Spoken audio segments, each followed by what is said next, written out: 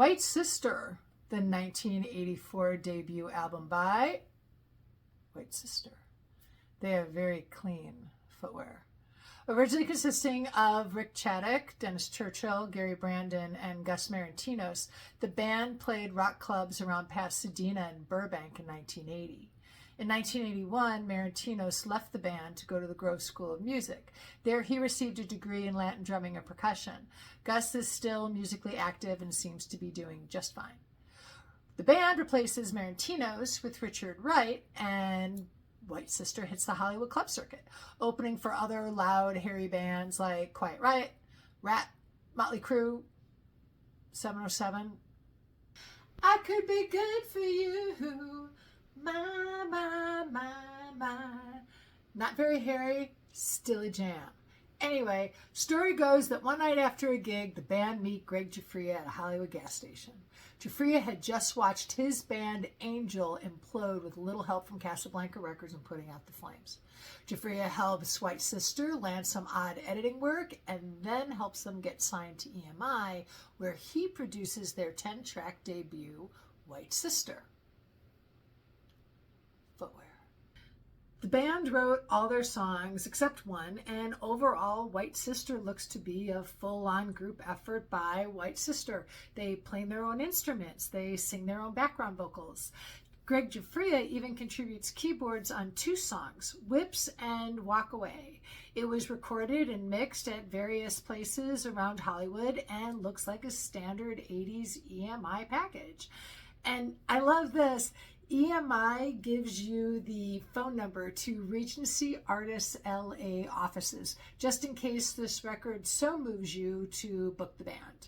If you don't want to go that far, there is the mailing address to the White Sister fan club, or you could just look at the current band link on my website. As a side note, I did call that phone number a couple of times and it just goes straight to voicemail. You can also see that they are really grateful, calling out no less than 50 people by name, and everybody at KMET, and everybody at the Troubadour, and everybody at Kramer Guitars, and at Nike Sportswear, and God for giving them the determination and the talent to make it this far! Exclamation point, exclamation point, exclamation point. And then there was that special thanks for nothing, blah, blah, blah. We may forgive, but we will never forget. Exclamation point, exclamation point, exclamation point. And while it is highly unlikely that they were referring to EMI when they penned this middle finger gratitude, because of course they thanked everybody at EMI America on the back of this record, White Sister's relationship with their label was not all tea and honey.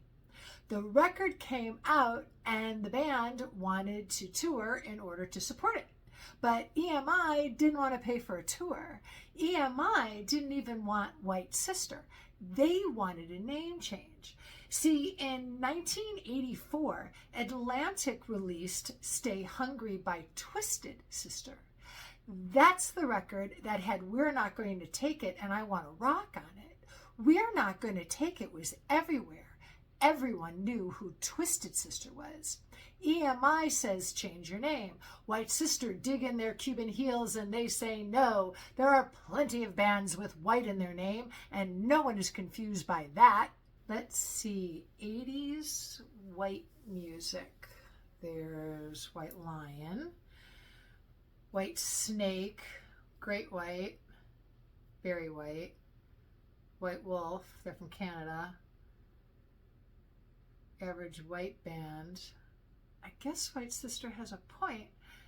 White Sister win their argument and keep their name. And then they get to stay home because EMI ain't paying for a tour and that album is destined for the cutout bin. Now the record.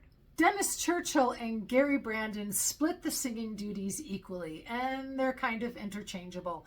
But neither one really has the oomph to take it to that next level. Churchill does get to set the tone by singing the record's very first song, Don't Say That You're Mine. That's the one that within the first 8 seconds wants to be Van Halen's Running with the Devil, and then it quickly devolves into Night Ranger's Don't Tell Me You Love Me. Gary Brandon's voice has a higher range, making callback songs like Love, don't make it right.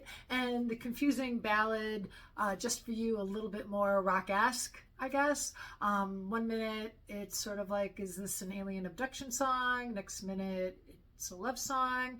And the next minute I completely forget that I have a record on and I got to pick the needle up anyway. So I guess it kind of doesn't matter.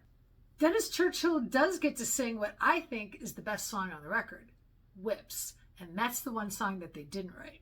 Sorry, guys. Whips is credited to Phillips, Fredrickson, Meadows, as in Ricky Phillips from The Babies and Fergie Fredrickson and Punky Meadows from Angel. You got that right. As a quick side note, Fergie Fredrickson would later become singer for Toto, but obviously not when Toto recorded their song White Sister, who we are assuming that the band named themselves after. Anyway, before Whips was ever recorded by our virginally shod friends, Phillips, Fredrickson, Meadows, and Greg Guiffria recorded a version of it when Guiffria was thinking about an Angel reboot. But then he got sidetracked with creating Guiffria, and then he met our guys White Sister, so it sort of never happened.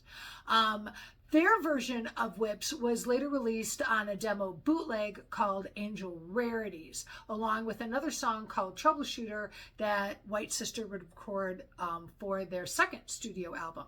But honestly, White Sister's version of Whips is better than Angel's, demo aside. And just to take it just a touch weirder, in 1976, Frank Zappa recorded a song with Punky Meadows' permission called Punky's Whips, and that features drummer Terry Bozzio on vocals long before he and his wife Dale formed the quintessential LA 80s band Missing Persons. You should be able to find this record in the cheaps. If not, Discogs definitely has it. I happen to have a copy of the entire record on my website, bandsofthelost.com. If you'd like to hear about other records you may or may not have owned back in the day, feel free to subscribe to Bands of the Lost YouTube channel or check us out at bandsofthelost.com. Happy digging.